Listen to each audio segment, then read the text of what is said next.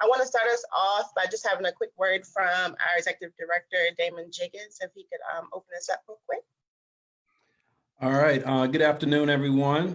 Thank you all for joining us here for this wonderful conversation and series of conversations focusing on our theme of strength. Again, as Sharika said, I have the pleasure of serving as the executive director here at Peter Paul. I see a couple of friends and colleagues on the call as well, so I'm excited to hear everything that they have to share. I want to thank Sharika and Kim for pulling this together. I think given everything that's going on in our society right now, I think a lot of the issues that are facing our communities are being exacerbated, whether it's with the pandemic and COVID and everything, or the epidemic of racial injustices and just this social unrest that's playing out our community. So we felt like this was a wonderful opportunity and almost an obligation that we really lean in and really remind ourselves of the strength that we all have within us. We wanted to make sure that we provided a space for us to talk about and dialogue around these topics around strength. And so I'm here in my office actually, and I wanted to have this image of this mural that's in the background on one of my walls in the background, because this is truly how I see the community we all serve and that we all love. This is it's an image of just a child. He's got a tattered and torn cape behind him. You know, he's got a lot of chaos, a lot of geometrical figures around him. I kind of interpret that. My interpretation of this mural is that that's the chaos that's around so many of our children. It shows up in the form of trauma. It shows up in the form of neglect, the racial injustices, and some of those inequities. That's the chaos that's represented around this child. But he's got on a cape. So let's first be reminded of the fact that he sees himself as very strong, as evidenced by the cape that he's got on. It represents some of the challenges. It represents some of the opportunities that this child has, and that he's standing there flexing his muscles. All right. So we are all definitely strong, whether we realize it or not. And so these series, I hope that you all will engage in some open and honest conversations about the things that are facing our community, but see the positive, the positive pieces of it, the assets that we all bring to the table. And only way that we can address this is by empowering those we serve. And so with you all, whether you're representing an organization or you're a community member, whatever the case may be, I just wanted to say thank you all for being a part of this. This is something that we hope to continue beyond this summer and, have these types of conversations and establish this type of a platform for us to just really engage and be socially connected, because we need it more than ever. And so, I'm just excited about this. Again, thank you to my team, Sharika, Shamir, Kim, and everybody else for doing what you all do. And I'm just glad to be here. So I'll shut up, sit back, and enjoy this conversation. So I'll turn it back over to Sharika. Thank you. Thank you, Damon. I really appreciate it. I always appreciate your heart for the community. And I really feel like these conversations are birthed out of that. And so what we're wanting to do is just for a couple of weeks, just go into a particular training each week to talk about our community strong, resilient things. This week we're doing social community stream. Next week doing social strength and we'll talk about accountability. In next week, and then we'll roll it to historical strength. So keep up, and we'll make sure that you have information as what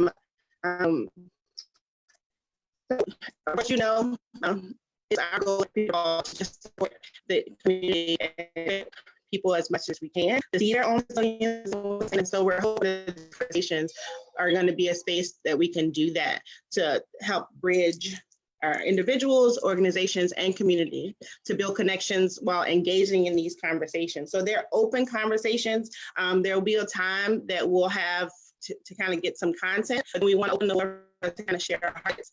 And so really, people are honest and safe. In order to do that, we have some agreements we're going to make together to make it a case for everybody. It's to honor all voices everybody may not agree. This more year a tough topic with all the community development and things that are happening in East End. And so it can be a sticky conversation, but we want to be able to honor each other.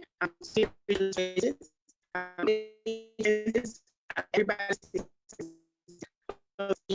beneficial, some may not. But as we're having, we just have to allow people to feel they feel and then the thing, we can't guarantee it, we can't prove it. We're this conversation as community and trust that each person and things that they're saying. And to help us have that conversation, we have some representatives from Urban Hope with us today. Our facilitators are Carolyn and Lawson. They're going to give us a little bit of the context about their organization, how they show up in the community. Then they're going to live in this conversation. So I'm going to pass it off at this point, I believe, to Lawson to get us started. Okay. Hey everybody, I want to check the audio. How can you hear me? Yes, I can hear you. Can you hear me? I know.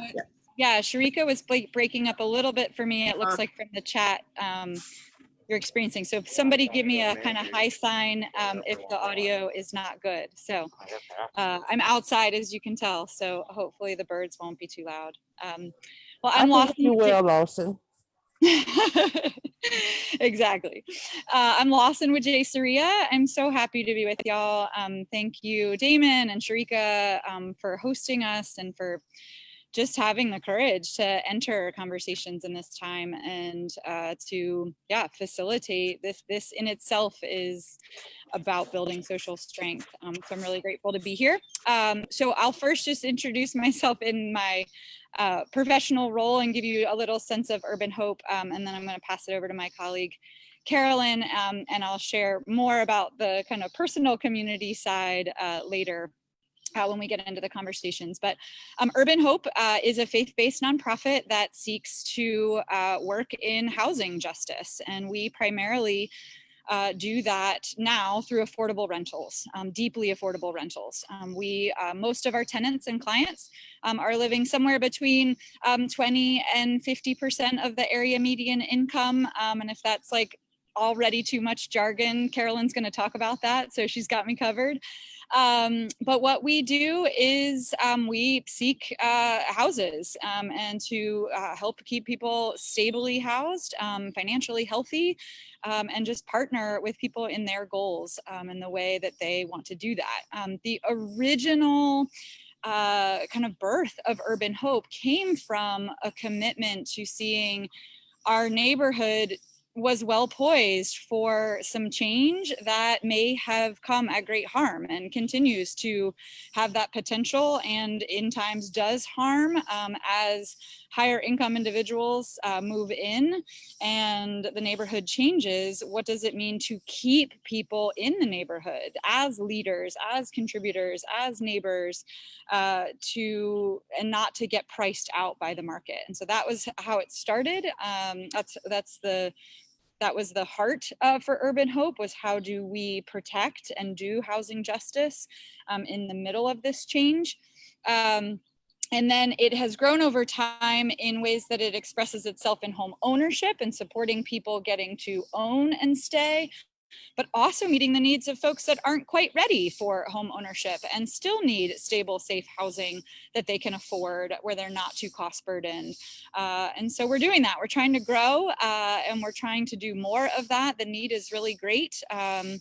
In our community, there are about 2,600 households that are living in that target income range. And the projections are that we are going to need hundreds of more affordable housing units in order to meet the need to keep our community stable. So we're trying to participate in that.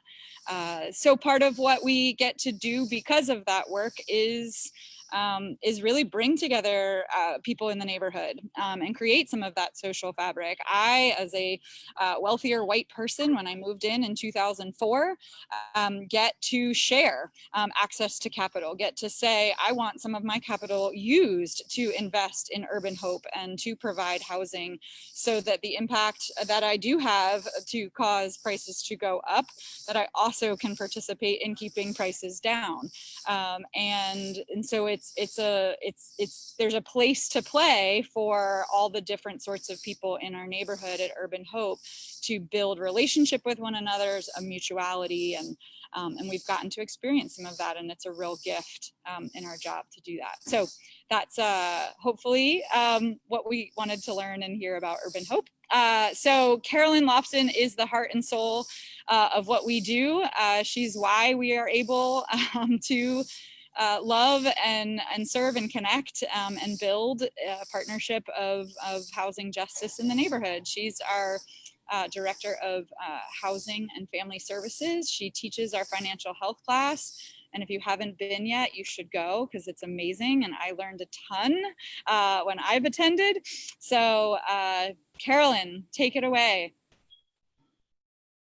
Thank you, Lawson. Can you guys hear me very well? Cool. If you guys could stop sharing your screen so that I can share mine, that would be great. Thank you. First off, if you are here to see like a grandiose measure of intelligence, I have to let you know ahead of time that I'm just not that deep. I believe in making sure that everybody understands what I'm talking about. I talk in metaphors. I give, anecdotal stories to make it, nice and fresh, because I just believe in, just making it simple. So I'll share with you something that I kind of put together to kind of help us think about how we do community engagement and how do we maximize the social strengths within our community. To me, I feel like language is huge, especially when it comes to community development, both on the side of folks who live in the community, but also on the side of the folks who make decisions. And when I think about language, I think about my children, because I'm a single parent of 5 kids. So I just wanted to know, just a little show of hands, I guess, how many parents we have in the room right now. So see, we got a couple. Okay, if you're not a parent, how many of you have like a nephew, a niece, a cousin, any kind of baby that's in your life or has ever been in your life? All right, then you should be able to relate to what I'm going to say. I like people to think about when your baby first started talking, or your niece or your nephew or your neighbor's kid, okay? Think about your family members that have a little baby that learns how to talk. How many baby translators do we have in here? Like, how many people had to be like the person that says, when they start talking gobbledygook, or they have like the 3 short broken pieces of dialect, you have to say, oh, she want to go to the playground. Oh, she want a little bit of your drink. And it's like, what on earth told you that that's what that baby said? It's because you've been dealing with that baby one-on-one for the longest. Like, you have had to learn what the gobbledygook means. You've had to figure it out on your own. So what happens when the parent is not there, or the person who's like the baby translator is not there? There's like a broken connection. There's no way to get the information that you need or to be able to give the information. And actually, you got to learn to fix the broken TV, like what I'm sharing here, right? You have to learn, okay, when the baby does this, sometimes she might be pointing to there and it looks like she's talking about the ball. Let me grab the ball and see, is this what you want? And that, to me, that's just too hard. To me, I feel like if I can teach someone how to talk the language of my kid, when I leave, I can leave with confidence, knowing that they'll be able to supply my child with the thing that they really need. But what happens when the baby starts speaking a different language altogether? Maybe you're watching a kid that is from a different culture than you. This always makes me think about the Migos. I'm pretty sure y'all know who they are. I tried to pick the flashiest picture that I could find of them because I love them in a different way, and we can talk about that offline, but just know that I do. But if you know the Migos, you know that their songs mean absolutely nothing. It's just like a bunch of ad-libs and craziness, and it's just like, y'all put this to music and it's actually a bop and I can get with it, and it makes me laugh because I realize it means absolutely nothing. They've made a whole nother language. Well, what I call the language of the Migos is a situation that happened between my second to oldest daughter and her father. Now, her father had the habit of mumbling when he talked. Like, you just cannot understand a lot of the things that he says. And if he says it really fast, then you really can't understand it.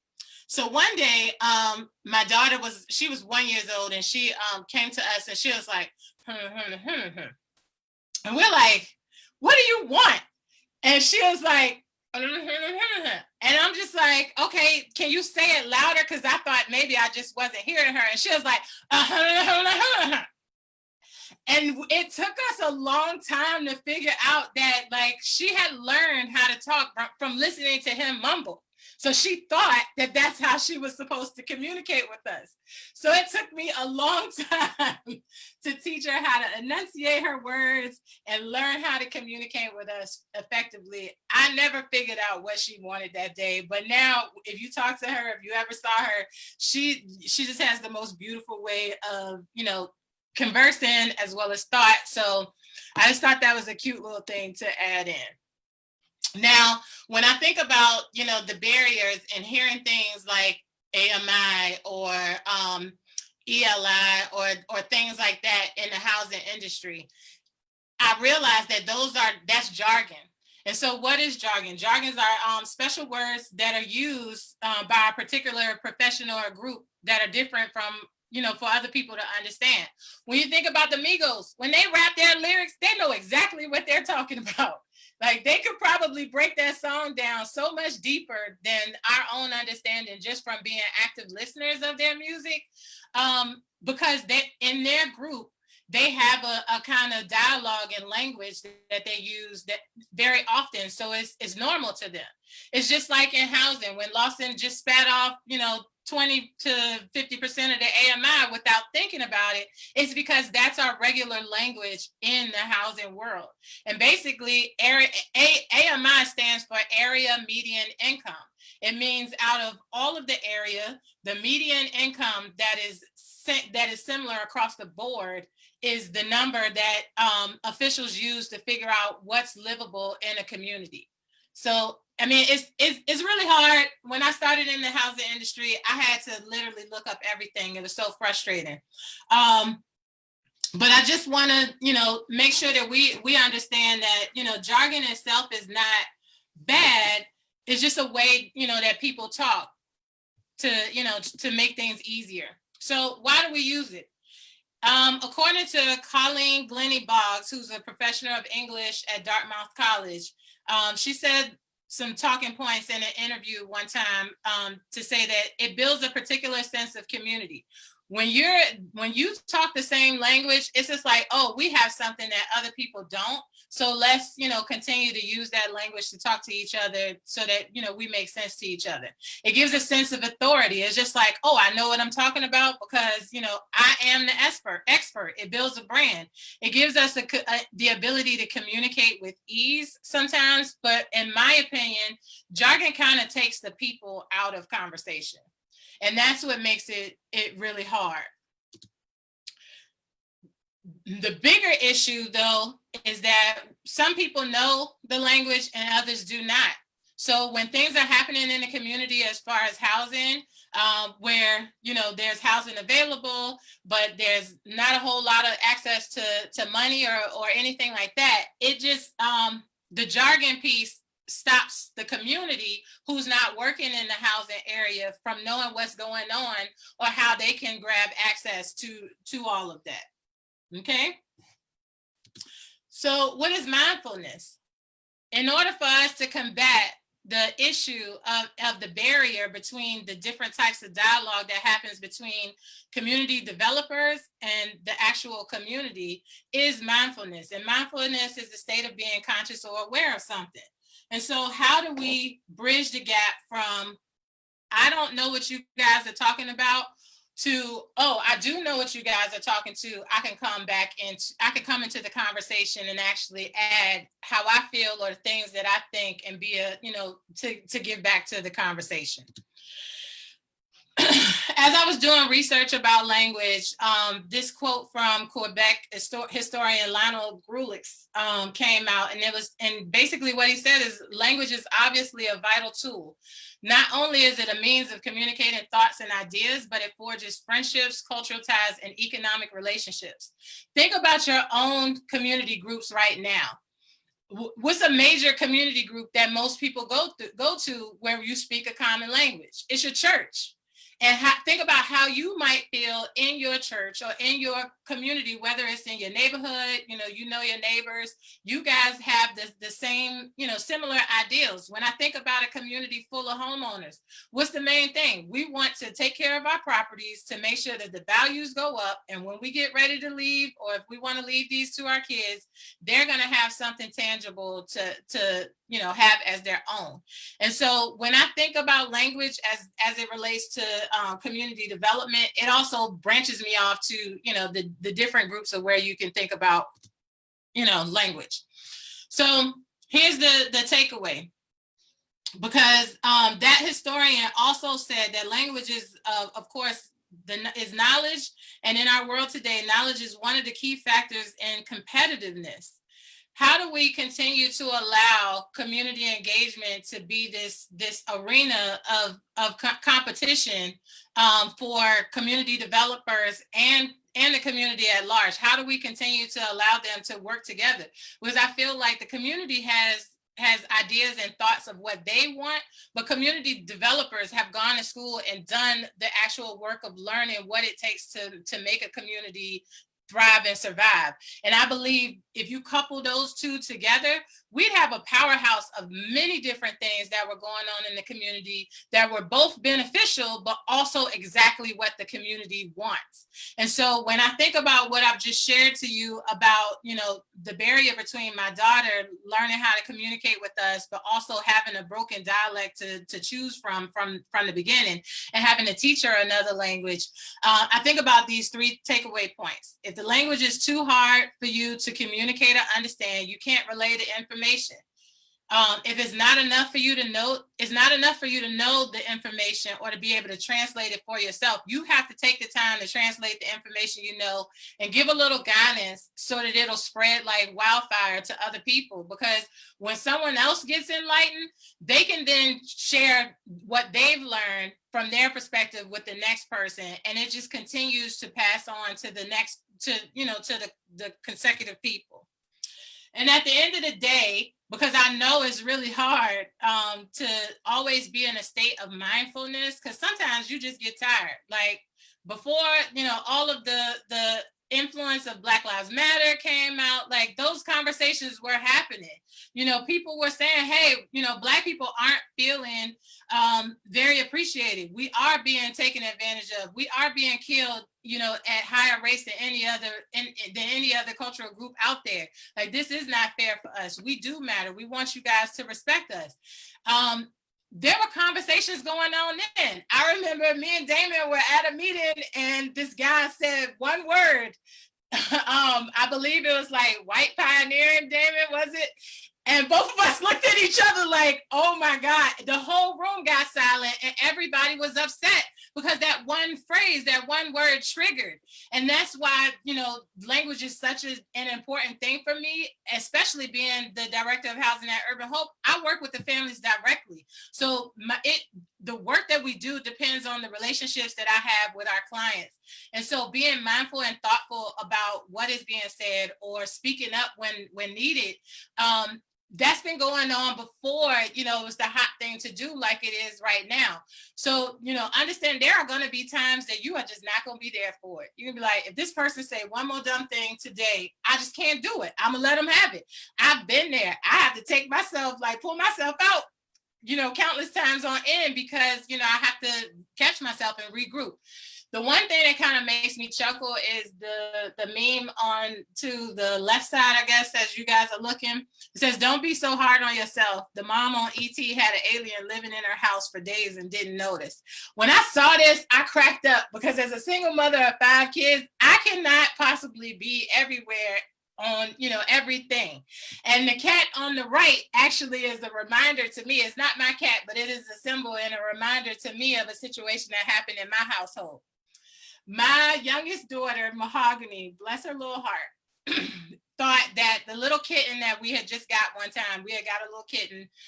She was so distraught. She thought the cat was going to be so bored at home by herself. So she decided to tuck the cat in her book bag and take her to Chimborazo Elementary School for the day. Now, this cat camped out in her book bag for an entire day. I did not see it go out the house. The bus driver didn't catch it on the bus. The teacher didn't even know the cat was in her book bag all day long until she got on the bus and the kids that were around her saw the cat in her book bag some kind of way. And at the end of the day, they're on the bus getting ready to come home. She got caught and I actually had to go to the school to pick up the cat and Mahogany. I say that to say that there are going to be some days that you're not going to be able to catch it all. Give yourself some grace for that and have a little laugh on yourself, depending on what it is. And just realize that you don't have to be perfect, but all you really need to do is actually start coming back to the table. Just continue to come back to the table. When the conversations get too hard, sometimes you might need a break. Sometimes you might just need to sit back and, collect yourself a little bit. Know that there is no right way for everybody to be perfect. There's no possible way for everybody to be perfect. But as long as we continue to come back to the table, share the knowledge that we have, everything will work out. And then finally, the thing that I want to just, make sure that I reiterate outside of all of this is if we are truly trying to provide solutions and tangible change in our communities, our approach should be, in my opinion, to put ourselves out of business, straight up. Unlocking access for others by identifying strengths that you see, whether it's the people that you're working with or the people that you're working around. Look at the factors that affect the situation at hand, right? And know that in a perfect world, no one is intentionally trying to hurt each other to the point where we just stop being able to do things. Just realize what you can add to what's already there. And then you've done, in my opinion, you've done enough. Because that's all you can really do is look at what's going on, see the strengths in others, recognize the strengths in yourself, and then just continue to keep coming back to the table. That is all I have. Thank you, Carolyn, so much. I really appreciate that. And we're going to have Lawson lead us into some discussion questions around that, thinking about what we can do as a community to try to speak each other's language and try to come to a table where we're stronger together. So Lawson, I'll start sharing my screen for you. Cool. Thanks so much, Carolyn. It's really helpful. I'm just going to put myself on blast for a second and give you guys a story of when this, white girl moving to the neighborhood needed a vocabulary education. I have made a lot of mistakes, and I was hanging out with a neighbor, and this neighbor told me that he had been hemmed in for a minute. And I had absolutely no idea what he meant by that. And I just tried to ask some honest questions, and we started to sort through it. He started to explain that the being hemmed in was incarceration. And I then said, well, I'm so glad you weren't in there long, because I didn't know what a Churchill minute was yet. And he was so gracious with me. And that is a grace that I did not deserve. But he's like, no, sweet girl, like a minute. I was like, okay, I'm sensing that a minute is a long time. And I've had to learn a lot. And I love the way that Carolyn shares it, because it's that extending of grace to one another that's undeserved. But it's also about positioning ourselves as learners, positioning ourselves as, for all of us, right? No matter your background, when you're coming into context where you can't assume that you always speak the same language, how do we try to listen, try to ask, and not make the assumptions like I did. So I've made many of those. There are many stories of me needing to learn a healthier and more honoring vocabulary. So, Hey, Lawson, can I add one? My 15-year-old son, I don't even speak his language. I have to ask him sometime, can you unpack that and let me know what that means? Yeah, is he in the teenage boy grunting stage? Yes. Yeah. Yeah. No offense Damon, to guys, but I don't speak that language. Yeah. Well, yeah, I would just love to start with like reactions to what Carolyn was sharing.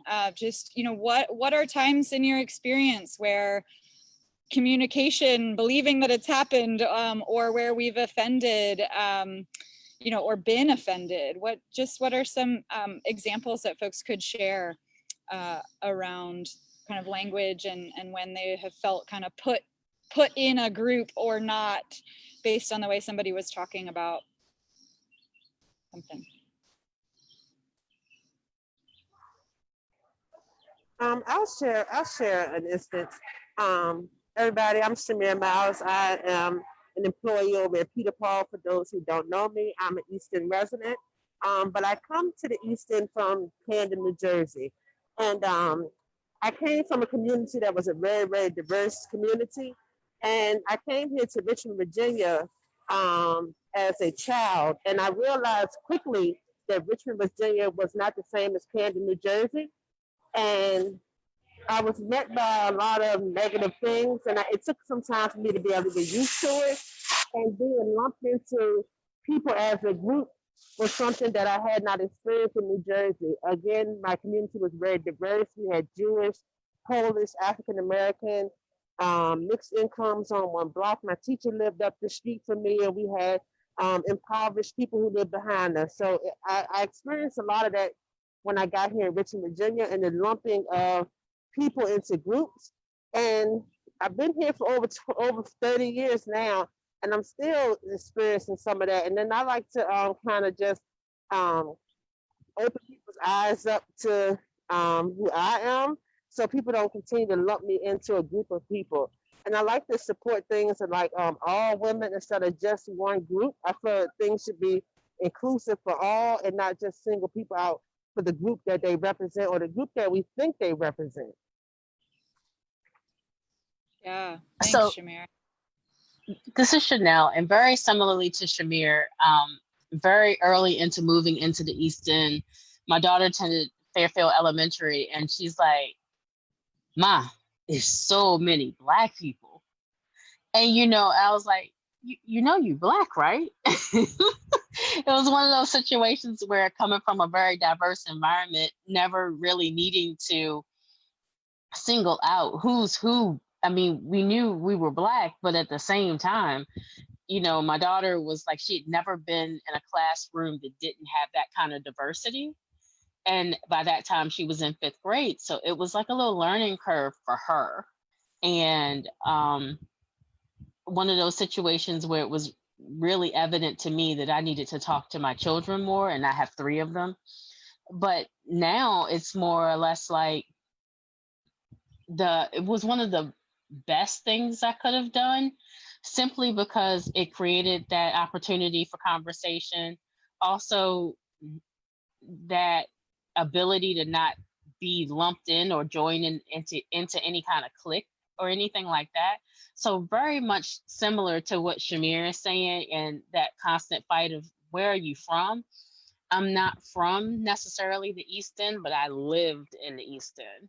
And being able to tell that story while not using my bias to describe the Easton, because that quickly changed once I became a resident. And from that resident perspective, I learned that the East End is much more of a community than originally perceived, and that people actually do help each other. There is a sense of neighborhood, and our organization, Peter Paul, as well as Promise Neighborhood, was able to cultivate that sense of neighborhood and expand it out throughout when we became the Heart of the East End. I agree and echo what Chanel just said, because it was many times where I'm gonna say I was asked to speak, and I was immediately identified by where I slept at last night. We have Miss Miles here from a resident of Creighton, or Shamir from Creighton. Shamir's from her mother, and Shamir actually came from New Jersey. I'm not from Creighton Court. Matter of fact, some people from Creighton may say I didn't live there long enough to claim there, because they were born there, or generations of their family were born there. So they claim that title of they're from Creighton because they have generational family members who have been raised there, where I was not. I was a first generation family member who lived inside of public housing. So I wasn't able to claim that title amongst the residents who their mom lived there, their grandma still lived there. So I felt like I couldn't represent that title well, and I started asking people, just put Shamir Miles from maybe an organization that you reference me from, just so I don't feel like I was speaking on behalf of everybody from a community, and have that weight on my shoulders. And now when we have our community members speak out, I always ask them to please leave that off, unless we want to list out where everybody woke up this morning from. Then we're not going to identify where a person from a certain community came from that morning, or whatever part of the day they're speaking on.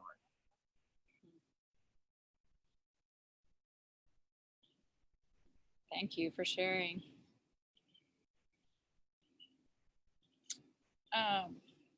If anyone has another, kind of chiming in on that, feel free to. I'm going to move us to kind of what you all see on the screen.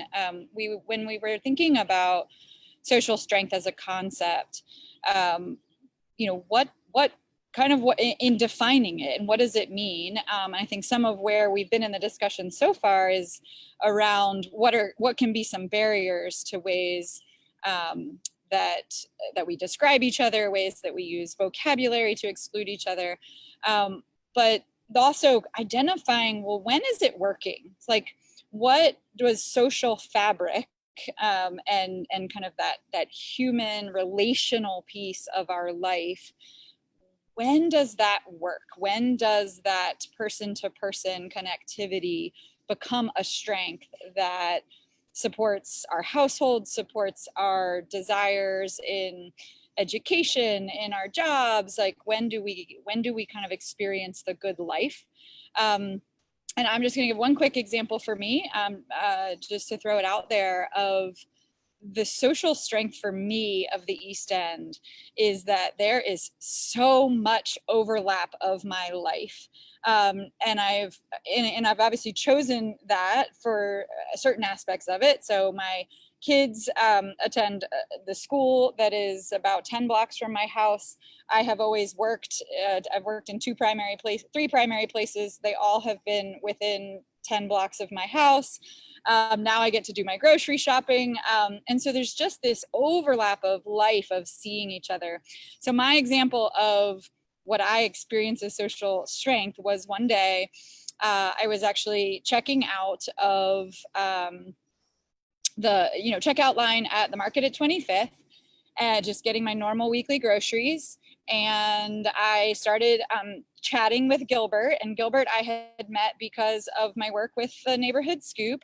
And I just was seeing how he was doing. And Gilbert was telling me that there had been a manager at the market at 25th whose home had burned down.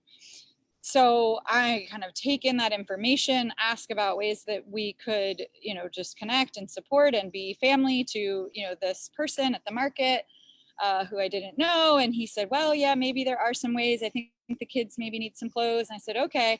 And then, like, as I was pulling out, I run into 4 people from East End Fellowship, my place of worship, and they were all there. They're like a part of a small group, and they were doing some things. And I was like, hey guys, I just learned about this need. And then Haya says to me, well, Lawson, this is something that, you are good at doing. You go do that. I'm pretty good at this piece. I'm going to go do this piece. And then I think this was on a Friday or something. That Sunday, I made an announcement. I just said, hey, y'all, if you can just Venmo $20, like let's get some Walmart, gift cards. Let's just meet this need at the market. And literally within like an hour of me making that announcement to the broader community, we, I think, ended up giving over $800 to this family. So, and it's not even about the money. It was just, for me, it was this like, I'm just doing life. And because of seeing people from my worship community and my school community and my business community, we get to meet one another in those places, and show up for each other because we had knowledge of that, in a way that if I'd, maybe gotten an email about the need, I don't know how I would have responded if I didn't have that relational, social strength. So sorry, that was kind of a long story, but yeah. So how do others experience social strength? No, so Lawson, I think that's a beautiful thing that you brought up, because it reminds me of something I think Chanel said about the Peter Paul community opening her eyes to the neighborhood being a sense of community and not like the stereotype that everyone thinks about the community. And I think it's one of the things that needs to be highlighted more about the East End, because, I've been back in the East End for 10 years, and I've not seen it as anything other than a community that when I have a need, if I talk to my neighbors, if I talk to, anyone that I know, boom, I'm met with whatever it is that I'm lacking. And that was even before I started going to East End Fellowship myself, because I also go to East End Fellowship. I just think there's a way that the media talks about our community, like the words that they use to describe us, the things that they post on their sites and in their news updates, that give East End a type of persona, like we're on our own social construct of just violence and craziness. And I definitely think that there's so much social capital in this community, with neighbors just having a heart of saying, you know what, you're going through something, I'm going through something, let me just pitch in and see if I can help you. And maybe if you have an expertise on this thing that I'm doing, you can pitch in and help me. And that's where I see the social strength. I think the challenge for me is that a lot of times there's not a lot of strength between people who want to come and make changes in the community and the people who actually live here. So like what I've been seeing is, there are people who want to make changes, they come ask questions, and then they do whatever they want to do. And so that to me has always been a frustrating thing, because it's like, wait a minute, we just told you we need water, and you came with watermelon and chicken because you think just because we Black, that's all we eat. You know what I'm saying? It just kind of. Huh?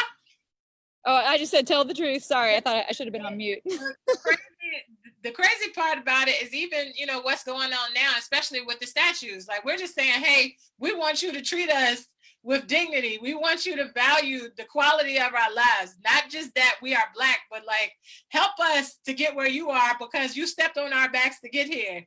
And they're like, oh, but we got these statues. We can take these down for you. And it's just like, I'm sorry, y'all. I didn't mean to get on my soapbox, but I just feel Can I add something too? Huh? And can I add something to that, Carla? You nailed it. But when we did our 2011 needs assessment at the East End, we got to highlight things that I knew about my community already because I had lived there.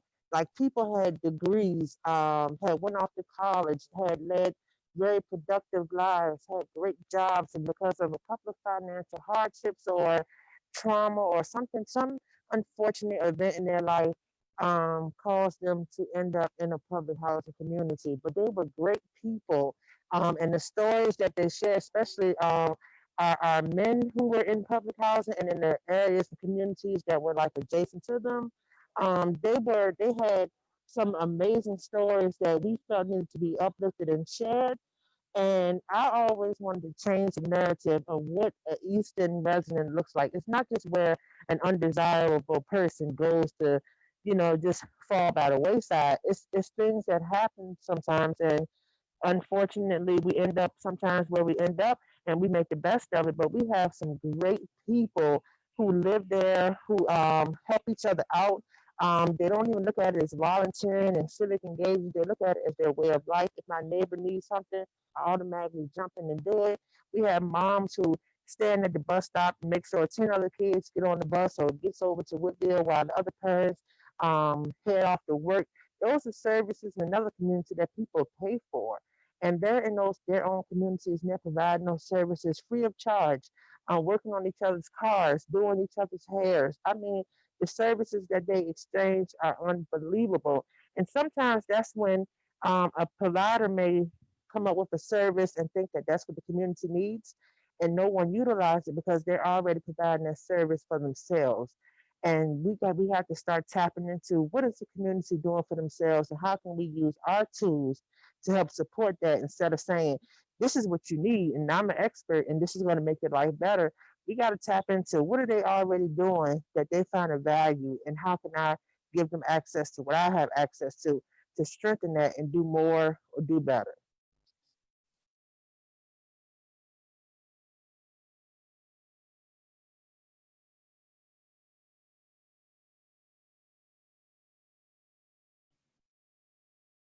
Any others that haven't shared yet want to jump in? I'm just thinking as you're talking, just thinking about what Carolyn shared about with the language and understanding each other. Like listening to you guys talk, I'm hearing all this social strength. How do we, if we feel like there's a weakness between what we see and what we're experiencing and what helpers are seeing and experiencing, how do we communicate with each other? How do we build those bridges with that language?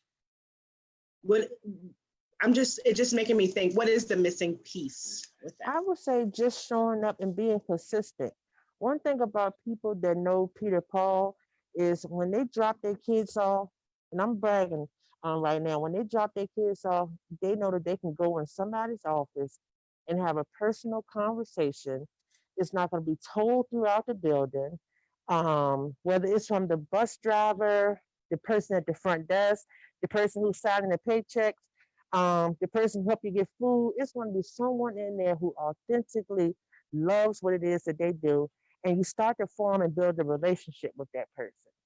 A lot of the work is heavy relationship led and driven, and that's how you understand who's doing what. And it's not a one time I show up and I pass out food and I just know everybody in the community, or I'm going to go and deliver some papers at the resource center. Now I'm connected to the health workers and I have a way into the community. It's really being present. And sometimes you have to give a little bit of yourself. I'm not saying make you get on your own soapbox, but sometimes you have to let people know I'm human just like you. It doesn't matter my outfit, my title, my role, and don't get it twisted thinking because someone's staff that their life is 100% better than yours because you're on the receiving end of what their staff is giving out. Sometimes we have to give a little bit of ourselves to get from people to build those relationships. And that's how you start to understand the language and the culture, and it's the sharing back and forth that happens when you build in those relationships. I have a question. Oh, sorry. Go ahead, Tabitha. Oh, I had something I was going to add, but I also had a question, follow up of what do you mean by you have to give a little bit of yourselves? Do you mind expanding on that a little bit? Yes, I tell some of my parents there's a stigma both ways. Sometimes there's a stigma from a provider to a community member, whatever the community is. And the other direction is a community member will have a stigma of what the service provider is also. The person who's receiving the service sometimes can be looked at as needy, and the person giving the services can sometimes be looked at as they have it all. And sometimes just being, again, not sharing just your whole personal story, but sometimes just really being present with somebody and letting them know, things about you, letting them know things about your family, just so that starts to remove some of those barriers so they see you as a human being, not just as a person who's there to provide a service. Thank you. And then the other thing about the question I was thinking the whole time is another way of showing, getting that communication gap, I feel like is what y'all are doing at Peter Paul right now. So offering something like this to the community, so then you have both sides there interacting and talking, and just for me personally to hear and think about some of these things, I think are going to at least help me in that gap, or help me communicate the missing gap as well to whichever side I'm interacting with, is one good start, I feel like. Yeah, I think personally, as a person who knows what it's like to be on the other side of the table, but also having the opportunity to be on the provider side, for me, I think it's educating everybody that I come in contact with. Whenever I hear conversations that are going on that are contrary to what is actually happening, or I hear that somebody has a misunderstanding of things that are going on, I try to have conversations and ask them, what has happened to get you to feel that way. Encourage people to look at things from all different sides, because I have a hard time believing in truly good and evil. You know what I mean? I feel like, even the most well-intended person, whether the outcome is negative, there was something there that had to be good to give them that spark of like, oh, let me go do this thing. So now it's like, oh, I need to educate you on how that was offensive, or why you shouldn't have went, about it that way. And I think being willing and open to say like, hey, let's unpack what actually happened here, and let's talk about ways that it could have been, it could have went a different way, or you could have got a different outcome. Just being open to, sharing some of your education and your expertise as you navigate what it means to be in community, or to build community. Being able to share with my neighbors of like, hey, this is why this is wrong, or this is why, we should get behind this thing. Just that to me is what giving a part of yourself and sacrificing a part of yourself means. That I might have to step out of my character who wants to, keep to myself and mind my own business, to be able to say, hey, no, this is what I've learned, and this is what my experience has been. And this is, this is just an idea that I have. Why, can we talk and seek to understand each other? Because I think it was Chanel also who said about her daughter having this like epiphany about all the Black people surrounding them. I grew up in Columbus, Georgia, and that's like military country down there. And at an early age, I was able to decipher between white people. Like I had an understanding and a concept that this one white person is mean to me, but I have countless other white people who are nice to me. And so not all white people are created equal. And so that gives me a higher tolerance of spaces where I might be the only Black person there, because I know the difference between somebody who's just a jerk and somebody who actually has my good interest in heart. I knew a family that the young lady, her grandma was so racist that she outright called us the N-word. But then my neighbor next door used to babysit me and cook me dinner when my mom had to work late. So that was like an image that was embedded in me from a really small age. And it's allowed me to realize, oh, there's multiple sides to this. It's multifaceted, and there's not one way to look at it. I need to kind of think about it in multiple ways, because to be honest, a lot of times the beef comes from people who actually look like me. It's like, oh, you don't act like, us, so you must be one of them. We want to pull your Black card. And it's like, no, I don't have to choose what side I'm on to be me. I'm free to be friends with whoever I want to be friends with, but I've learned that being friends with more people who don't look like me has actually built my repertoire and my whole, plethora of, our arsenal to navigate life in general. There are things that I've learned from, people who I wouldn't even have expected to give me, useful information. And that's from my financial management class, people that I'm supposed to be teaching.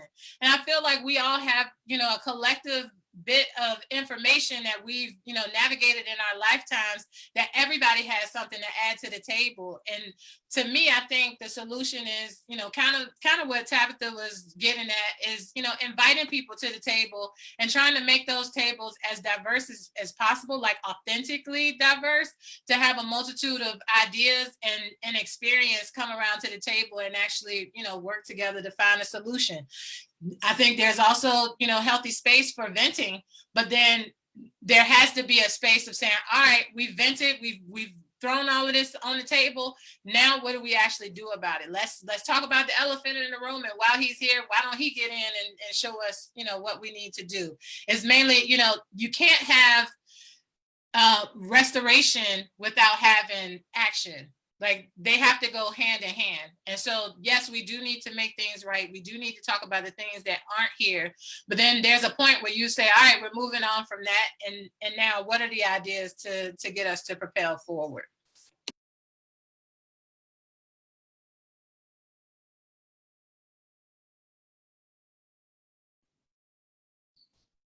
Yeah, I think that is some of where we kind of wanted to end our time is, and so either in sharing, again, these examples, like when does it not work? When is mistrust or miscommunication?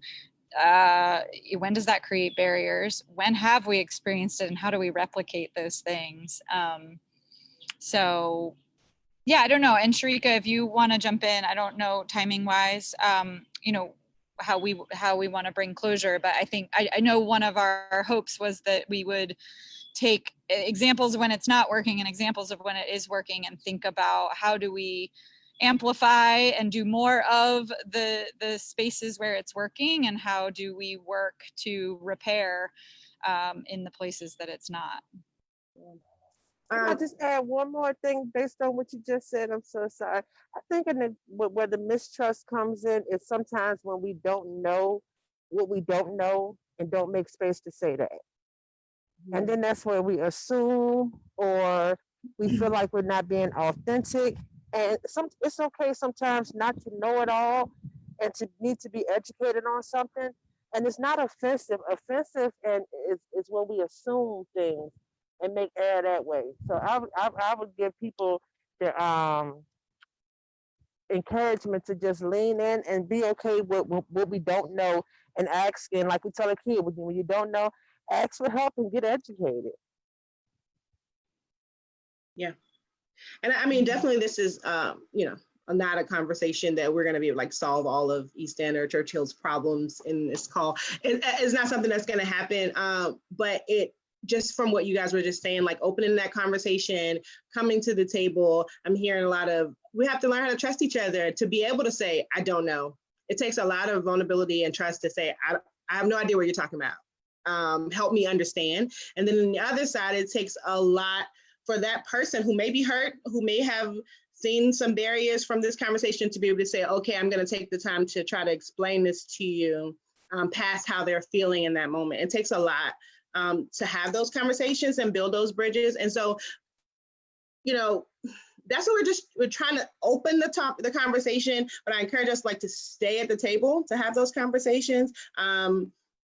We'll be talking about something totally different next week, which is a whole nother conversation, but we're staying at the table at Peter Paul. I believe you're staying at the table at Urban Hope. And so I just want people, if you need more information, you have questions, you want to continue this conversation, to put your email in the chat box. We'll put our information there for you to be able to reach us, to follow us on Instagram or Facebook. If Urban Hope wants to say how people can stay in contact with you, that'd be helpful. And is there anybody else on the call who just hasn't had an opportunity to speak and would like to say something before we close out, that'd be great as well.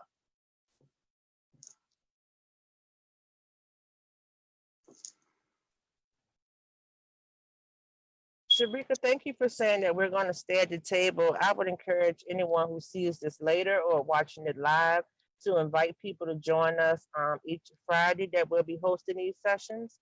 And this is how we begin to build those relationships and connect with people and identify with, kind of like, who's your team, who has your back.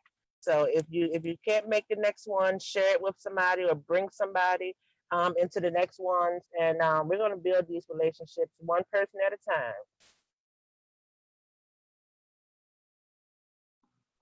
So this is going to be shareable, or?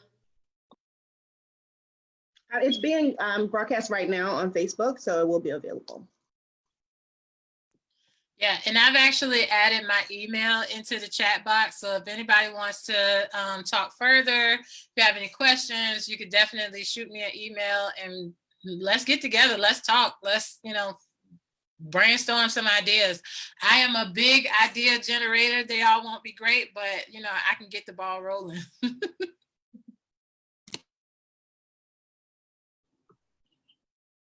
Yeah, I'll just say, I think one of the things in front of us as a community is, right now, and I know Peter Paul's thinking about it, like what, we just got our decision about Richmond City Public Schools being all virtual.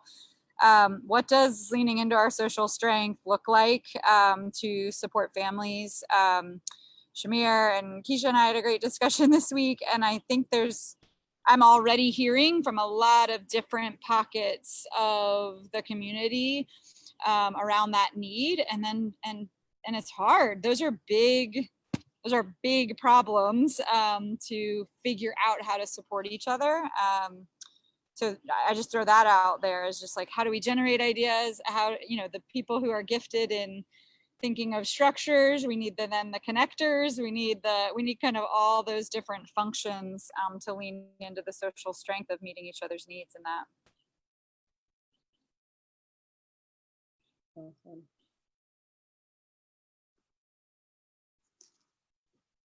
Awesome. I appreciate you guys. Nobody else has anything else they want to share at the moment?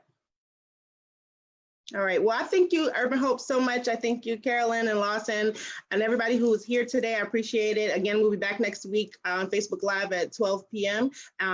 Please put your email in the chat box if you want to stay connected, and we hope to see you next week. Thank you.